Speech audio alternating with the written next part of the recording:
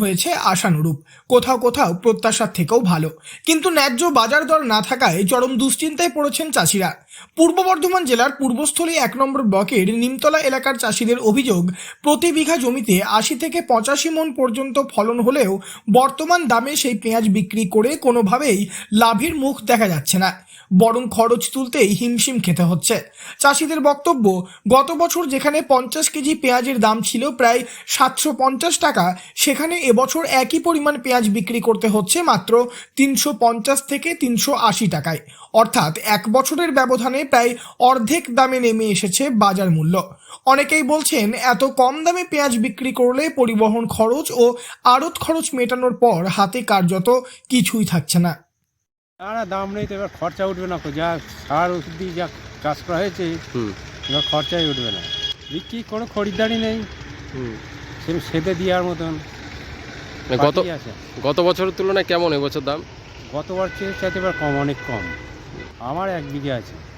এক চাষির কথায়, চলতি মৌসুমে 1 বিঘা জমিতে পেঁয়াজ চাষ করতে খরচ হয়েছে প্রায় 25 থেকে 30 হাজার টাকা। জমি প্রস্তুত করা, বীজ, সার, কীটনাশক, সেচ ব্যবস্থা এবং শ্রমিকের মজুরি সব মিলিয়ে খরচের পরিমাণ বেড়েছে যথেষ্ট, কিন্তু বর্তমান বাজার দরে বিক্রি করলে সেই খরচও উঠছে না।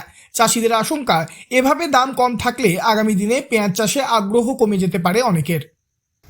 সারের যা দাম, তারপরে ধরেন ক্ষেত মজুর মানে মুনিশ দিয়ে তুলিয়ে লোক দিয়ে কাটানো, তাতে যা খরচা, কেন্দ্র সরকার সারের যা দাম বাড়িয়েছে কোনো করতে হবে না। স্যার বিঘে 10,000 টাকা লস হবে পেঁয়াজ।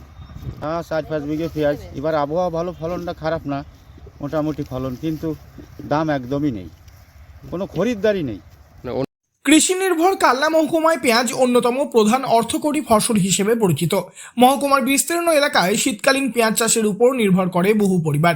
কৃষি দপ্তর সূত্রে জানা গিয়েছে, কাল্লা মহকুমার 5টি ব্লক মিলিয়ে প্রায় 4730 হেক্টর জমিতে শীতকালীন শুকসাগর প্রজাতির পেঁয়াজের চাষ হয়। এই বিপুল পরিমাণ উৎপাদনের ফলে বাজারে সরবরাহ বেড়েছে বলেই অনেকের ধারণা, আর সেই কারণেই দামে পতন ঘটেছে।